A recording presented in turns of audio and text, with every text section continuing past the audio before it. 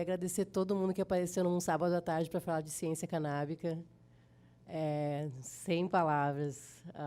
Parabéns estão vocês que compareceram, porque esse é o trabalho, como vou aproveitar o gancho do Cristiano aí. Adorei o termo catequizar, catequizar a sociedade. Como paciente, eu sou a primeira, acho que paciente falando hoje nesse evento. Eu quero agradecer a doutora Eliane, que é minha médica aqui no Brasil. Obrigada, que me convidou. Eu resido nos Estados Unidos já há 22 anos e no Colorado, casualmente, onde a maconha é bem regulamentada e bem liberada. E eu estou aqui para falar da minha experiência como paciente. Eu sei que foi um dia longo, então eu vou tentar ser breve, mas a minha fala não é de cientista, ela não é de médico, ela não é de advogado. Ela é do paciente, mas de um paciente que teve que se autocatequizar para convencer o pai, a mãe, o chefe, o vizinho, a psicóloga, o oncologista, o psiquiatra, o governo federal americano, de que eu tenho o direito à saúde fundamental, o direito fundamental à saúde, e eu que tenho que escolher como que isso vai acontecer. Então, muito obrigada pelo convite. Estou super honrada de estar aqui, que todo mundo aqui já está agitando no Brasil há muito tempo, antes de eu aterrissar aqui. Em 2011, eu fui diagnosticada com câncer de ovário, e foi uma coisa muito repentina. E logo eu vi que os remédios tradicionais não me serviram. Uma história muito comum, a história das pessoas que usam cannabis é muito comum. Todo mundo usa por praticamente os mesmos motivos, porque os remédios comuns não funcionaram, porque não há um remédio, no caso, por exemplo, da epilepsia refratária, que tem o mesmo resultado que a cannabis tem, porque é uma busca para sair de um vício, de um opiáceo. Todos esses exemplos a gente já viu aqui hoje, são as razões porque todos nós buscamos essa alternativa, que, como a Renata disse, infelizmente não é a primeira, né, ainda. No momento que isso aconteceu comigo, me caiu uma ficha que eu não poderia contar com a minha equipe médica e nem com a sociedade para me apoiar na minha escolha. Porque existe ainda muito tabu, isso era 2011 também. E aí a primeira coisa que eu fiz foi ingressar na indústria formal canábica lá, essa é a minha primeira carteirinha. Eu fui carecona lá tirar foto para fazer minha primeira carteirinha para trabalhar na indústria, né? Na época era só medicinal, eu comecei trimando, que foi bem legal. Então o pessoal pergunta muito o que se faz na indústria lá, então isso é um emprego que é bom para começar, né? Enfim, daí eu fiz isso e ingressei na indústria, e logo eu vi, como eu falei para vocês, que eu seria minha própria guerreira, não ia ter ninguém aí falando para mim, me ajudando. As pessoas iam falar contra muito contra, mas pouquíssimas, né? E acho que a Cidinha, todos os pacientes aqui entendem nessa batalha. Somos todos, acho que, resultados de um trauma que não está amparado pela comunidade médica e pela sociedade, né? Seja o trauma que seja. Enfim. Meu nome é Clarice, acho que eu falei isso. Como eu falei para vocês, toda a minha equipe médica era contra. Eu tive benefícios negados a nível federal, que são meus de direito como cidadã americana nos Estados Unidos, em virtude do meu uso, mesmo estando legalizado no Colorado, o governo federal encrencou comigo. E eu notei que eu teria que empunhar a bandeira. E daí eu comecei a dar de metida. Por favor, pode passar o próximo. E eu comecei lá a fazer o lobbying, o ativismo, como todo esse pessoal aqui lindo, maravilhoso na sala faz aqui no Brasil. E aí eu me uni a uma organização que faz lobby sobre isso, que é a Normal, que defende os interesses das pessoas que consomem cannabis. E aí a gente foi para Washington 2 anos seguidos para conversar de indústria canábica, de acesso a bancos, a tirar a maconha da lista de drogas pesadas, a questão da evasão de maconha hoje, que sai do estado do Colorado, porque outros estados ainda não legalizaram, né, que é um problema novo. Então, assim, não acaba quando legaliza. Inclusive, desde que legalizou, é muito mais difícil você consumir. Nunca foi tão difícil consumir cannabis no meu estado, desde que legalizou. Então, é muito fascinante isso. A gente pode esperar, eu creio que no Brasil, talvez mais repressão nos primeiros anos depois que se legalize, que é uma coisa interessante para a parte jurídica abordar também, né? Enfim, aí eu comecei também a... Pode seguir.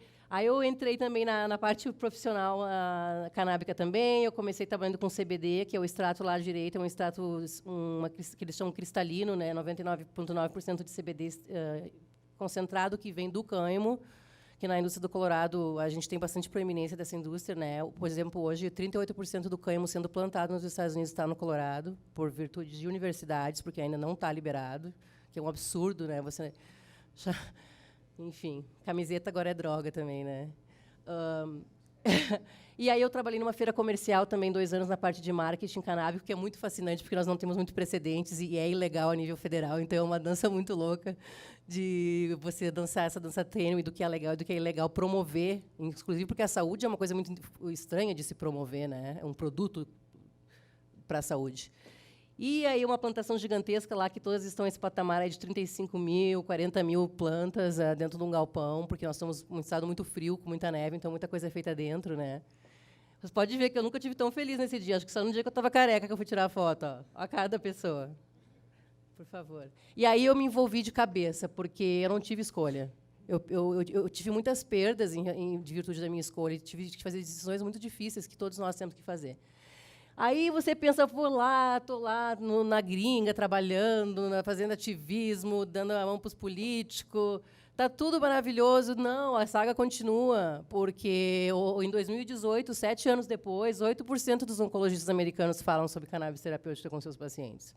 E eu não consigo imaginar tendo tido câncer. Eu falei isso numa entrevista essa semana sobre o nosso colega Asmar Terra, que eu não consigo imaginar como que poderia uma pessoa que está passando por quimo, como eu vi o caso da Maria Antônia, que eu nunca tive a honra de conhecer ela, mas acompanhei a luta dela, inclusive estava aqui quando ela faleceu.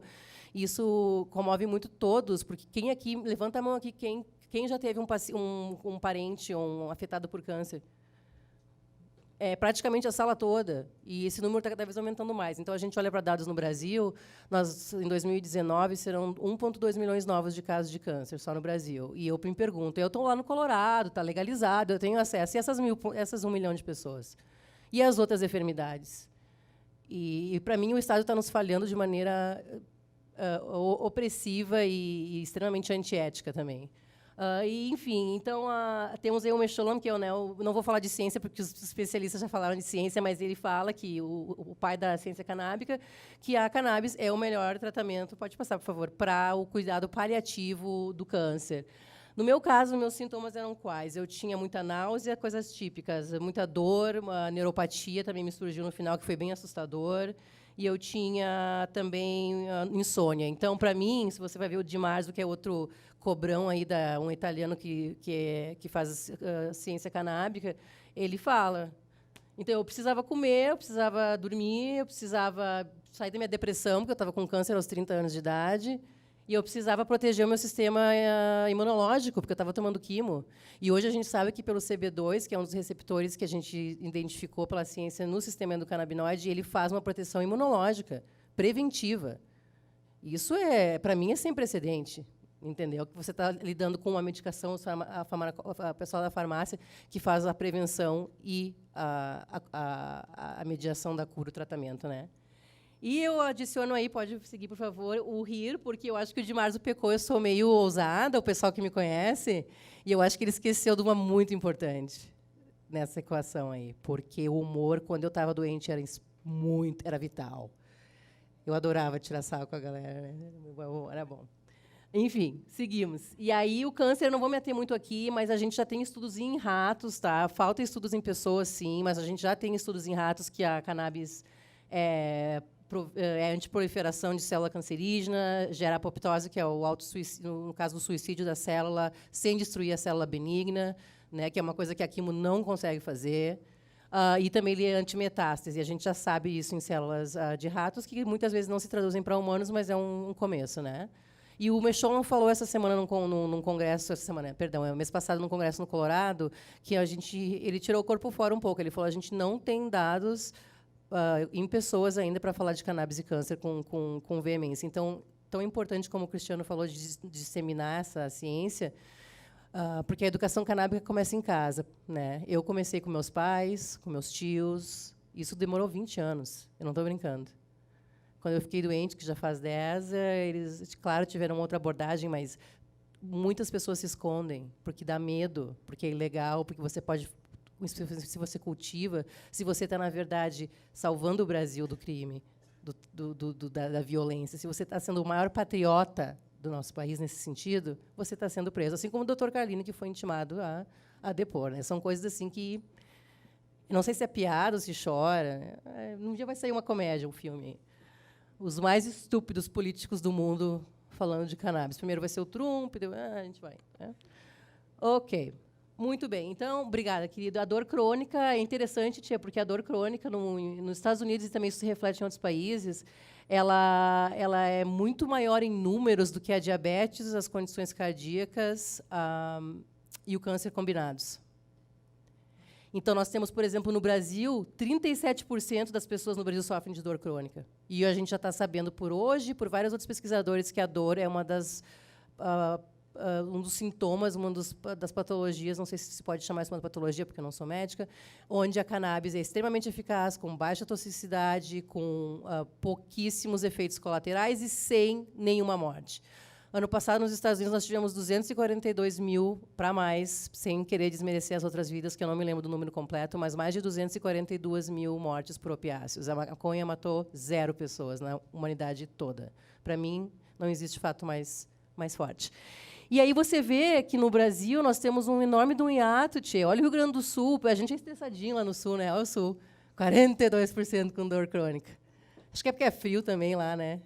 Mas, enfim, esses dados são alarmantes, porque quando você fala de regulamentação, que é o que o pessoal da plataforma e da reforma está fazendo, e os médicos da SBEC tentando levar isso para o meio médico, a gente tem que levar em consideração esses números, eu acredito, para fazer ter uma conversa com o governo que seja sensata e que seja baseada em números. Porque o que me trouxe ao Brasil, além de eu me tratar aqui também, e a minha família está toda no Rio Grande do Sul ainda, é o fato de que eu creio que essa batalha não é mais do Colorado, ou da América, ou do Canadá, ela é mundial. Entendeu? É de cachorro, é de tudo que é mamífero, né? Então é muito poderoso e é emocionante estar aqui hoje, com certeza. Pode seguir, querido. E aí eu vou partir para finalizar. O pessoal fica muito curioso. O que você usou como método? Porque a gente tem muita opção. O que a gente vê, por exemplo, em sistemas como o Uruguai, é que eles não têm muita diversidade de produtos porque não existe um mercado consumidor aberto. É um mercado pequeno, é muito restrito, eles têm restrição em quantidade de THC que a maconha tem, na farmácia, tem os clubes seguros, mas os clubes são muito fechados. Nós vivíamos numa cultura do gangster. Na Califórnia não é diferente. No Colorado, quando eu trabalhava na feira, gente, as pessoas não queriam me dar um nome, às vezes. Empresários patrocinando a feira $30 mil. Medo, resquício de proibição. Isso é psicológico. Ele pega no mais básico da pessoa, a proteção da família, a proteção da sua liberdade, entendeu? São coisas muito fortes. E, enfim, eu não creio que ninguém recomenda fumar por meio de combustão para fins medicinais. Não sei, mas eu não vi ainda ninguém recomendar. Talvez os especialistas possam me corrigir. Então, o vaporizador, para quem quer inalar, realmente é a forma mais recomendada, né? Quando eu estava... Pode passar, por favor. Você pode ver que tem vários tipos. Eu gosto de normalizar nas minhas palestras, tá? Que eu acho que normalizar é essencial. Aqui é o método oral, que é o método que eu mais usei, que é o sublingual e o ingerido através do fígado, né, quando você come. Inclusive, Cristiana, achei muito interessante a parte de quanto você tem que produzir para um paciente ter certa quantidade de medicação. Eu usei exclusivamente os comestíveis durante a quimo, porque, para mim, eles ajudavam muito a dormir, a comer, não tinham o efeito no pulmão. E, para mim, você precisa de muita maconha para fazer uma manteiga. Então, é a mesma situação. Então, achei muito pertinente a tua observação, porque realmente é uma coisa que lá a gente tem muita dificuldade de precisar, né? Cada pessoa no Colorado pode comprar um dispensário ou pode plantar de 6 a 12 plantas em casa. Mas muitas pessoas que fazem óleo e comem não dá conta com as 12 plantas. E eles têm que ir no dispensário, mas eles têm essa opção.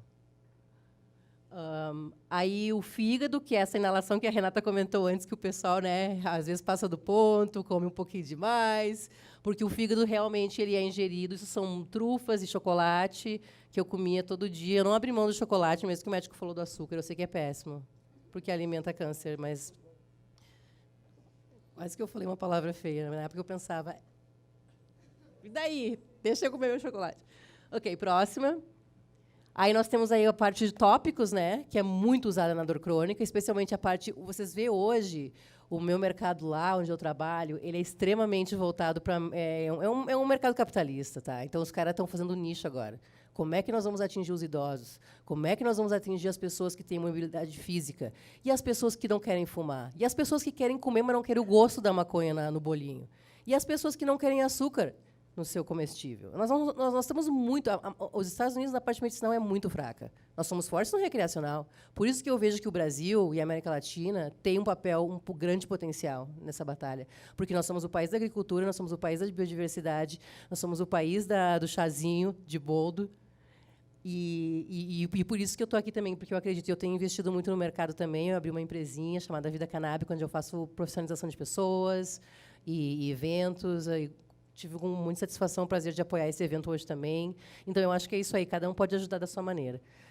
E, por último, esse é meu produto preferido, é o Euphoria. Ele é um supositório, tá? E o pessoal choca, porque todo mundo sabe que existe muito preconceito sobre o supositório, né? Em todos os âmbitos. E eu gosto dessa história para finalizar essa parte de opções de pacientes, porque eu circulo muito os dispensários, as fazendas, porque eu trabalho numa feira, então, né, eu visito muito esses lugares. E no momento que eu estava fazendo um trabalho lá, eu fui num dispensário e eu vi esse produto e falei, gurias, o que é isso? Ah, é um supositório para fins eróticos, tá? Vaginal, enfim. Era vaginal a intenção. Passou 6 meses, eu voltei de novo e perguntei, como é que está o... Porque eu sempre pergunto, né? Como é que está o Euphoria, cara? Eu estou intrigada por esse negócio. Depois saiu o refri, umas coisas bem interessantes, né? Refrigerante. Aí o cara disse para mim, o gerente falou, claro, tu não vai acreditar que o mercado mudou o produto. As mulheres estão comprando isso em massa, mas é para cólica menstrual. E os caras fizeram todo o marketing de novo do produto, botaram uma coisinha de mulher, essa é a caixa velha. Botaram o símbolo feminino. E por quê? Nós, mulheres, gurias, vocês sabem, 45 minutos para o ibuprofeno fazer efeito. Isso aqui em 15 minutos, sem efeito nenhum no seu fígado, sem possibilidade de over, né?